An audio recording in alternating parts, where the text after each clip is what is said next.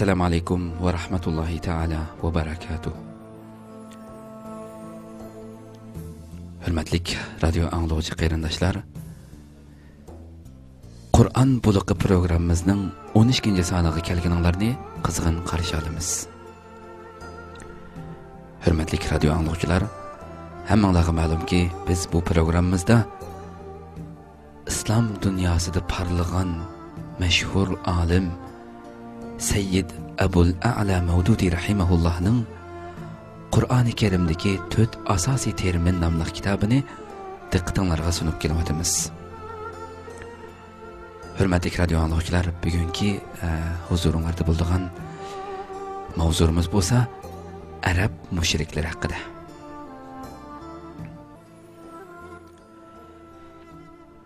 Qani amdi Muhammad sallallohu alayhi va sallam payg'ambar qilib avatilgan hamda Qur'onning dastlabki muxotablari bo'lgan arab mushriklarga qarab boqayli.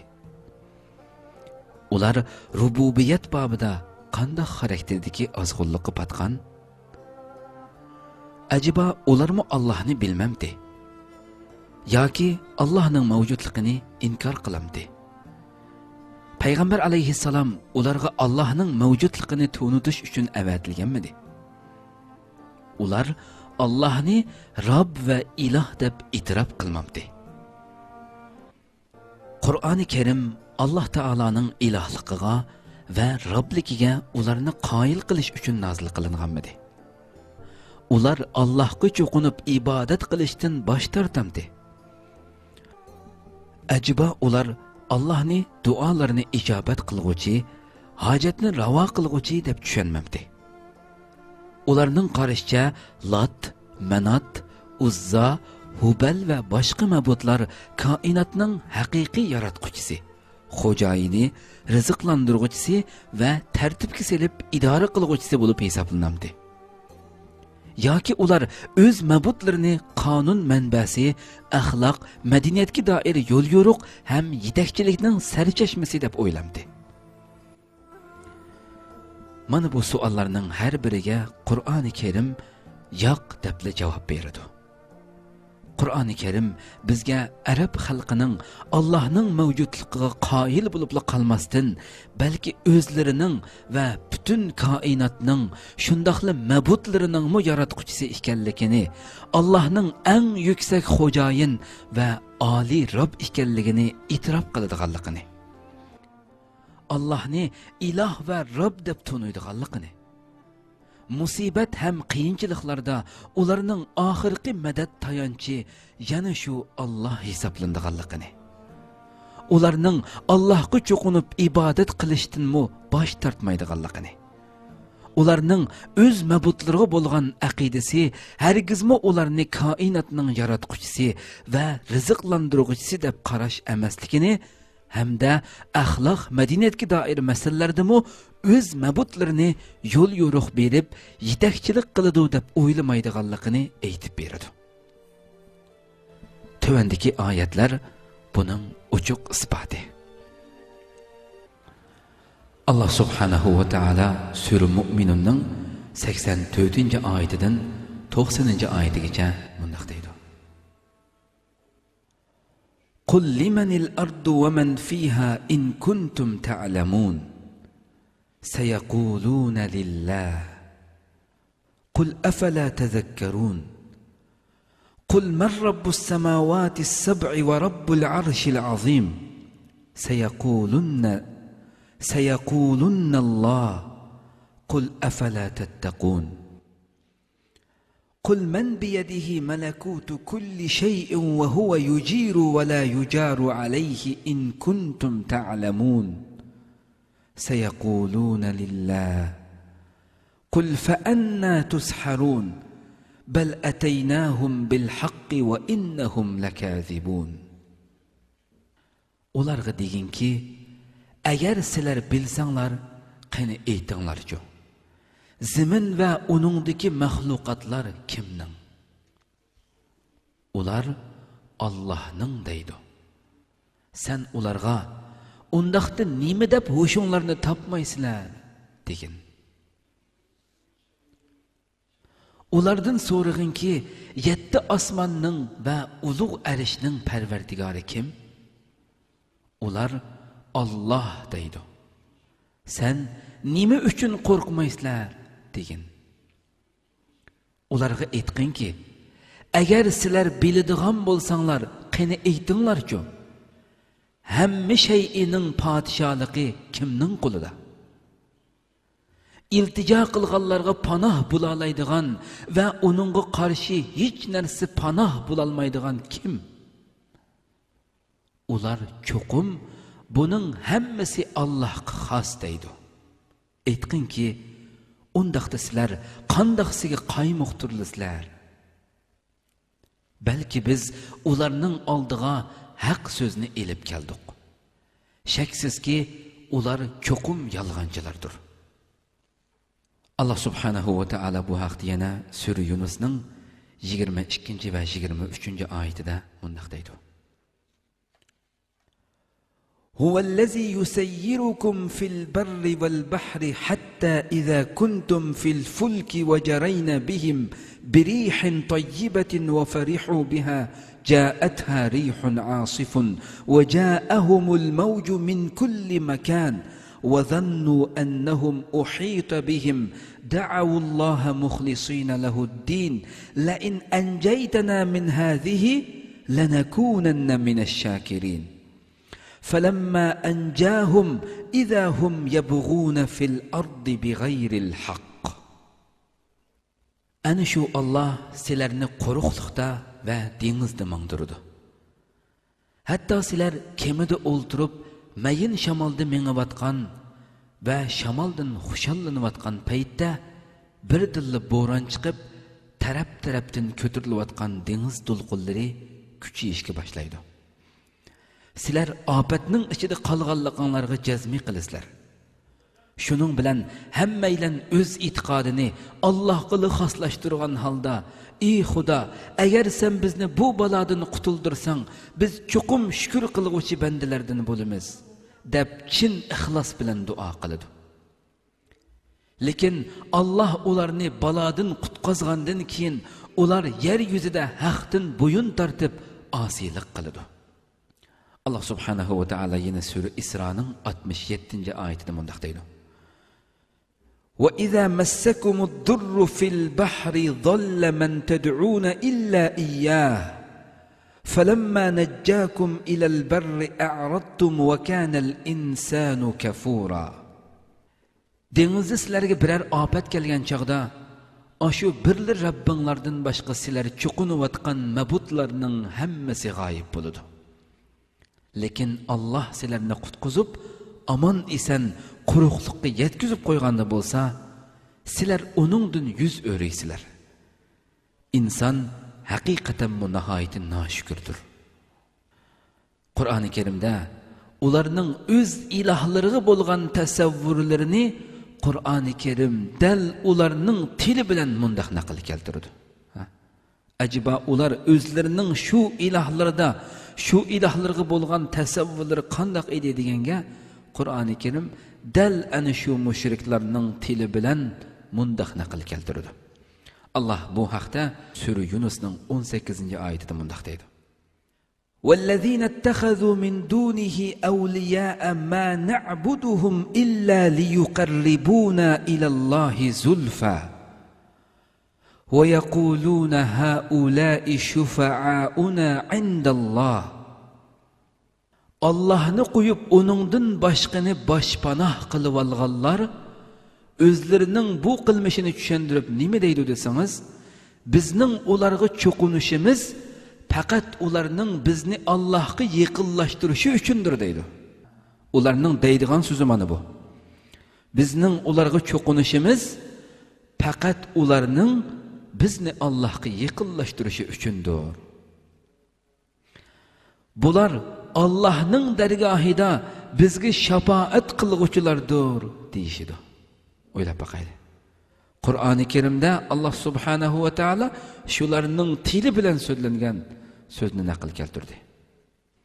Özünün şu ma'budlarini bular bizning turmuş meselelerimizde bizge hidayet bakış etidu deb mi oylamaydı.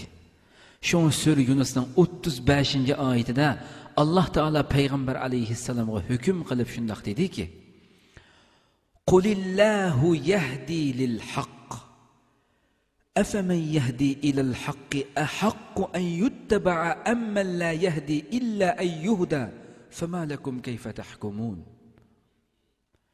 Etkin ki, sizlerinin butlarınlarının arasında hak yolu yetekleyeleydiğanlar var mı?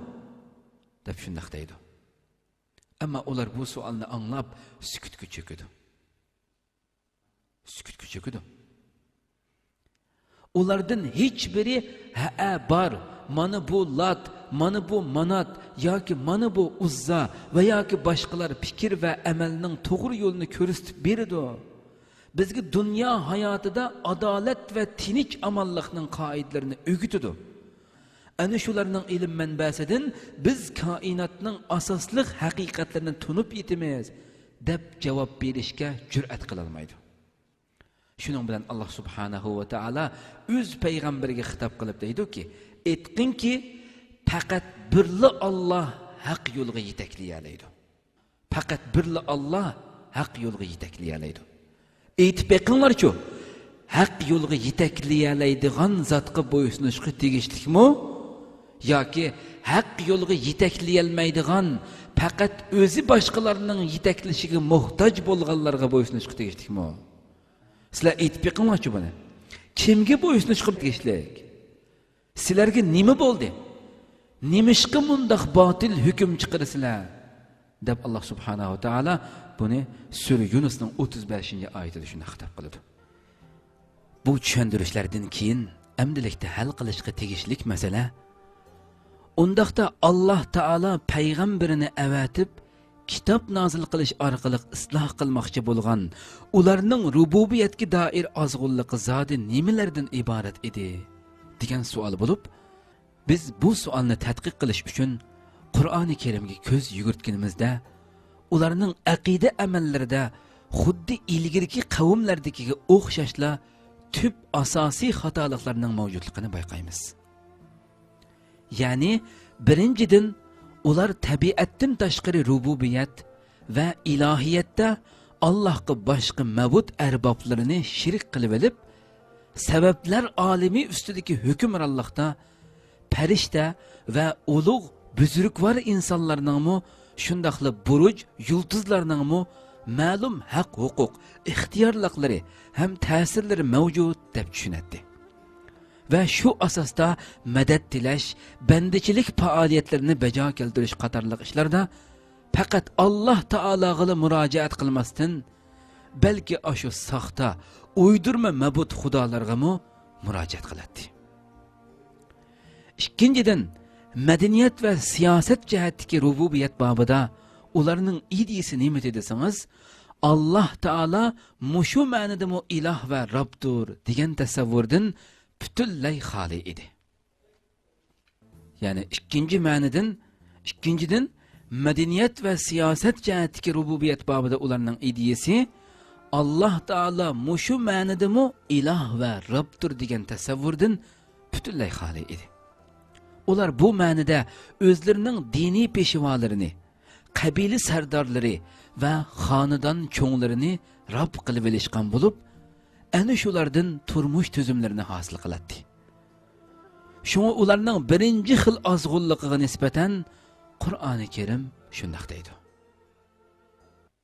"Wa minan nasi man ya'budu Alloha ala harfin fa in asabahu khayrun itma'anna bihi وإن أصابته فتنة انقلب على وجهه خسر الدنيا والآخرة ذلك هو الخسران المبين يدعو من دون الله ما لا يضره وما لا ينفعه ذلك هو الضلال البعيد يدعو لمن ضره أقرب من نفعه لبئس المولى ولبئس العشير."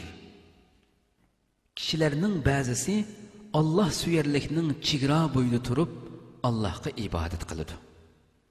Agar uningga manfaat yetsa, ko'ngli tinadi. Agar uningga musibat yetsa, ta'tir o'rilib oladi. O kishi dunyoni va oxiratni mu tang ziyon tortadi. Mana bu ro'shan ziyondir. U yana Allohdan yuz o'rib, na foyda, na ziyon yetkazish qudrati bo'lmaganlarga cho'qinadi. Mana bu chunqur gumrohlikdir. U foydasidan ziyni yaqin bo'lgan narsaga tevinadi. U, ya'ni uning cho'qing'ini nima degan yomon boshpana, nima degan yomon hamroh. Allah subhanahu wa ta'ala yana sura Yunusning 18-oyatida va ya'buduna min dunillahi ma la yadurruhum va la yanfa'uhum va yaquluna haula'i shufa'auna 'indallah qul atunabbi'una Allaha bima la ya'lamu fis samawati wa la fil ard subhanahu wa ta'ala amma yushrikun. Ular Allohni qo'yib o'zlariga na foyda, na ziyon yetkazolmaydigan narsalarga cho'qinadi. Va bular Allohning dargohida bizga shafaat qilguvchilardir deyishidi.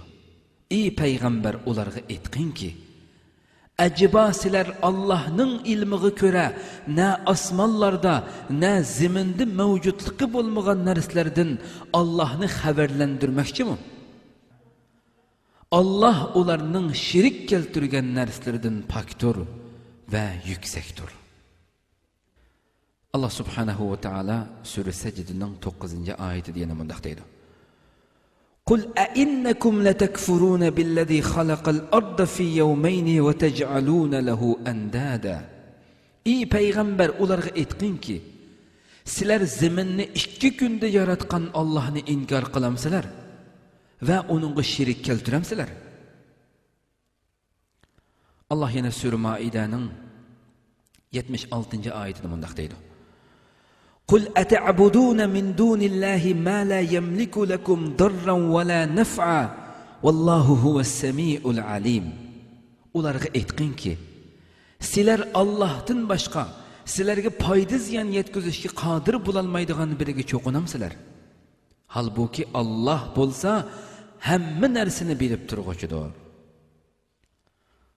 Allah subhanahu wa ta'ala sura Zumarning 8-oyatida bunday deydi: Wa iza massal insana durrun da'a rabbahu muniban ilayhi thumma iza khawwalahu ni'matan minhu nasiya ma kana yad'u ilayhi min qablu wa ja'ala lillahi andadan liyudilla anhu sabila.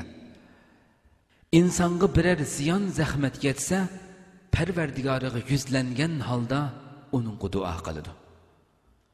Ondan Allah o'z tarafidan uningga ne'mat ato qilgan chaqda u ko'tirib o'tish to'g'riliq Allohga duo qilgan heliqi ziyon zahmatni unutib ketadi. Hamda Allohga sheriklarni keltiradi. Taki boshqalarni Allohning yo'lidan ozdirish uchun. Allah yana sura Nahlning 53-oyatidan 56-oyatigacha bunday deydi: وَمَا بِكُم مِّن نِّعْمَةٍ فَمِنَ اللَّهِ ثُمَّ إِذَا مَسَّكُمُ الضُّرُّ فَإِلَيْهِ تَجْأَرُونَ ثُمَّ إِذَا كَشَفَ الضُّرَّ عَنكُمْ إِذَا فَرِيقٌ مِّنكُمْ بِرَبِّهِمْ يُشْرِكُونَ لِيَكْفُرُوا بِمَا آتَيْنَاهُمْ فَتَمَتَّعُوا فَسَوْفَ تَعْلَمُونَ وَيَجْعَلُونَ لِمَا لَا يَعْلَمُونَ نَصِيبًا وَيَجْعَلُونَ لِمَا لَا يَعْلَمُونَ نَصِيبًا مِّمَّا رَزَقْنَاهُمْ تَاللَّهِ لَتُسْأَلُنَّ عَمَّا كُنْتُمْ تَفْتَرُونَ. Sizlar bahramon bo'layotgan ne'matlarning hammasini Alloh bergan. Sizlarga biror ig'irchilik yetsa, yana yolvorib Alloh tarafga yuguraysizlar. Allah sizlardan musibatni ko'tarsa, aranglardan bir bölük kishilar o'z Parvardigorining bu mushkulotlarni oson qilganligiga darhol boshqalarni sherik keltirishga boshlaydi-da, Allohning qilgan ihsonlarga noshukrlik qiladi. Qani yoyirib elinglar. Uzoqqa qolmay buning oqibatini bilib qolasizlar. Ular ashu haqiqatini bilmaydiganlarga-mu, ya'ni mabutlarga-mu biz bergan rizqdan nasiba ayiradi. Allah'ның namı bilen qasam ki, sizler çuqum bu yalgan uydurmuchuluk qilganliqinglar uchun javobgarlikka tortilasizlar. Deb guvohlik bersa, ikkinchi xil ozg'unligiga nisbatan nima deydi Alloh subhanahu va taolo? Va kazalika zuyyina likathirin minal mushrikin qatla awladihim shuraka'uhum liyarudduhum faliyulbisu alayhim dinahum. Shuningdek mushriklarning sherikleri, ya'ni Rob qilib olganlari ularning ko'pchiligiga o'z avlodlarini o'ldirishni yiqimliq ko'rsatdi. Bu orqali ularni halokatga mubtalo qilmoqchi bo'ldi va dinni gumonliq qilib qo'ymoqchi bo'ldi deb guvohlik beradi. Aniqki bu yerdagi sheriklari degan so'z but emas. Balki ularning peshvolari va rahnimo yo'lboshchilari bo'lib, ular arab xalqiga nisbatan o'z farzandini o'ldirishni yaxshilikqa va nihoyatda esil fazilatlik ishga aylantirib qo'yib, İbrahim va Ismoil alayhissalomning diniga intayin qabih odatlarni singdirib qo'ygan edi. Shunisi aniqki, bu yerda ularni Allohga sherik deb ataganlik qandaqdir arab xalqi o'z rahbarlarini sabablar olimga hukmron deb tushunadi degan ma'nidan va yoki ularga cho'qinib shularga duo qilib yuruydi degan ma'nidan emas. Balki o'z rahbarlarini jamiyat, madaniyat, axloq va diniy masalalarda xohlagancha qonun chiqarish huquqiga ega deb tunuydiganligi ma'nisidan rububiyat bilan ilohiyatga shirik qilib olgan deyilmoqda.